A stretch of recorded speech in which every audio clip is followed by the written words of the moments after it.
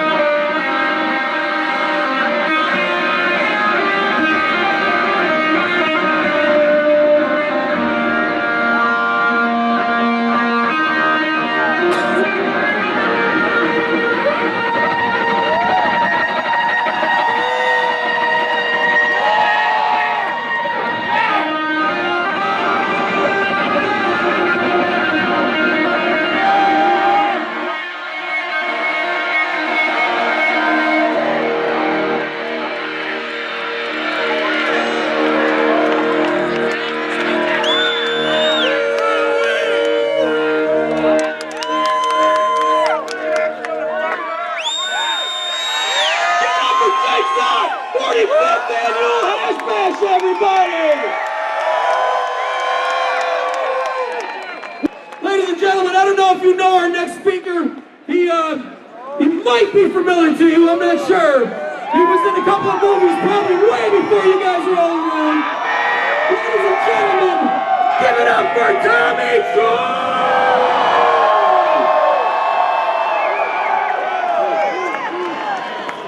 Hey, thank you, and welcome to NORML.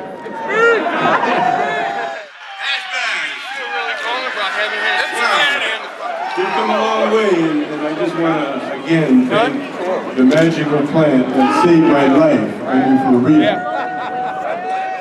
2 months ago, I was in a show called Dancing with the Stars.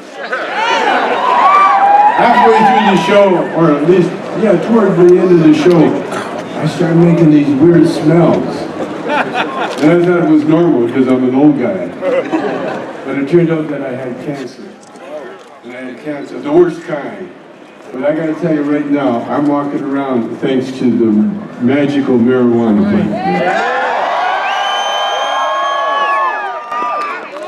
Yeah, I'm not only walking around, but I'm smoking and eating and having a good time. And one of the reasons that the pot worked for me, it wasn't so much that it killed the cancer, because I was talking about how, that marijuana killed my prostate cancer, and then cancer heard me and said, just a minute, motherfucker. that ain't really the truth. So I got, I got the worst kind in the butt. That's the worst kind. However, we got doctors in America, and thank God for America, because there were a lot of people who wanted me to go to Mexico for holistic treatment, and Canada, and I thought, fuck it, man, if I can't get it in America, the smartest, richest country in the world, I'm sure not going to go anywhere else. Especially because marijuana is legal now, medically in most places. It's always been legal for me. But I find that, I'll tell you how cannabis really helped me, and it can help everybody. It gave me an appetite for food, which is really an appetite for life. Because if you want to die, quit eating. You will die. We need food. And the one thing that cannabis does, it makes you give you the munchies. And thank God for the munchies. As I was recovering from my operation, I was laying there and I'd smoked up, and all of a sudden I got this urge that I hadn't had for a week. I had this urge to go to the refrigerator like a stoner man. I opened that refrigerator and I practically ate everything in the place. And it brought me back. Not only brought me back, but it's got me standing up and walking around, and it's all because of that magical marijuana plant. Amen. And so, I just want to say, Ann Arbor was the very first to stand up and tell everybody there's nothing wrong with this plant. We have a right and a privilege to smoke it. And here we are, 40 years later, and we're still, but the great thing about it now is we're not bitching about how illegal it is. Although some people are still doing that, you know. But now, I'm a standing example of what happens if you smoke pot for all your life.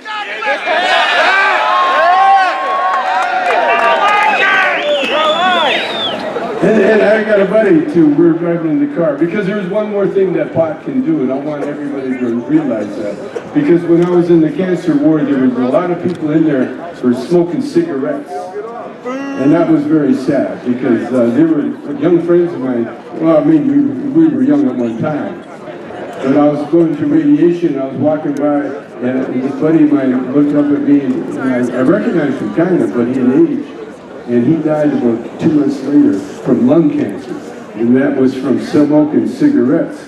And so I got a buddy here that's putting on the show, Charlie, and I talked Charlie into quitting. And here's how you quit smoking cigarettes with cannabis. Every time you feel like a cigarette, you light a joint.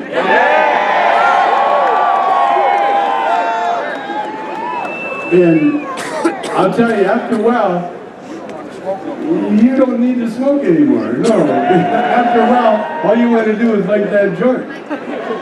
And that's what I did 50 some odd years ago. And I'm 70, I'll be 78 next month. And so, again, you know, it's not enough that we can smoke cannabis legally, but we got to take care of our health. Amen. Everybody out there, you are a temple. Everybody, every single individual out there, including the little animals and the birds and everything, every living creature on this earth, we owe a big debt to marijuana. I learned another thing too. In the South, like they're going to change from tobacco planting to hemp growing. They're going to grow hemp. But I learned from a grower that grows tobacco that, you know, what they do, they've been doing it for years, and it was illegal, is that in between the crops that they grew for tobacco, they had to grow hemp. And then they had to plow the hemp into the ground, because the hemp would revitalize the earth that we stand on today. So that plant is beyond it's the magical burning bush that they talk about in the Bible. The plant is and has and will save America. So thanks for coming, and we'll see you at the boat. And Michigan NORML, give it up for Matt Abel! Happy Hash Bash, everybody! So you know, Hash Bash started as a protest because the state of Michigan reenacted the drug laws. You know that, right? And here we are, what is it, 45 years later, and we still have those stinking drug wars! So like my friends say, they say, I can't believe we still have to protest this shit. So, here we go. We got MI legalized. We're about that close to getting it on the ballot. We need all of you to get petitions and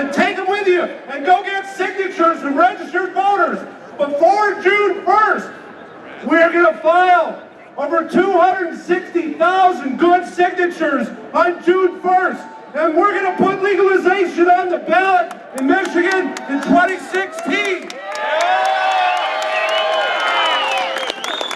Now, I say that with confidence because I know you're listening. And we have work to do. And that work is to get a shitload more signatures.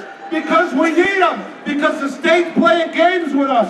They're saying that, you know, the 180-day rule is not enforceable, that we're not going to be able to go back and use these stale, what they call stale and void signatures. So we don't want to have to fight with them about what's stale and void. Let's get some more signatures and get this job done. So that's my message to you today. I'm the state director of Michigan NORML, and I want to thank you all for supporting NORML. But NORML doesn't exist for NORML. NORML exists to reform the marijuana laws, and that's what we're trying to do. Whether you're a member or not, participate, register, and vote. And let's get this job done and legalize marijuana. Thank you all. Happy Hash Mash, everybody! Our next speaker is the longtime Michigan activist, Charmie Gholson, and she is an awesome person, been working on behalf of people in Michigan for a very long time. She was also the director of Michigan Moms United. Give it up for Charmie. Hello, Ann Arbor. How you doing out there? Are you cold? You warm enough? Brothers? Excuse me? I said, brothers, how are you doing? Sisters? How many of you traveled from the UP here today? I see you! We see you! You three people right there! Woo! How many from the west side? West Side! How many from Southeastern down here? How many of you have had police encounters over marijuana?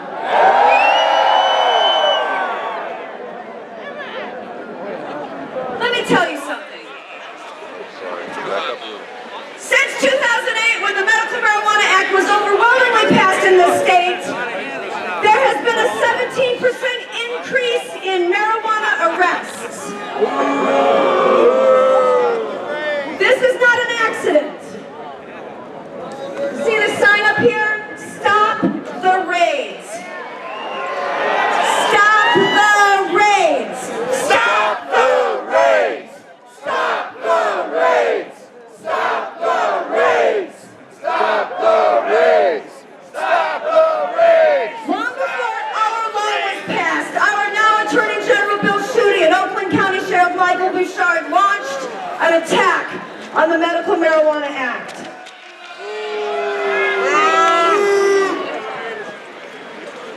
They told us a lot of things. They told us we were still criminals. They told us that the act did not legalize marijuana. They told us we were going to have problems with this law. They made us a promise that if we passed this law, we were going to have problems with it, and they have seen that those promises come to fruition. Because systematically across the state, they've launched raids, military-style, SWAT-style drug task force raids on peaceful people in their homes, compliant patients and caregivers with no criminal intent. They've launched raids consistently against safe access centers. We have prosecutors in the courtrooms who are out of control. We have a systematic attack on every one of you and your family members since the law was passed.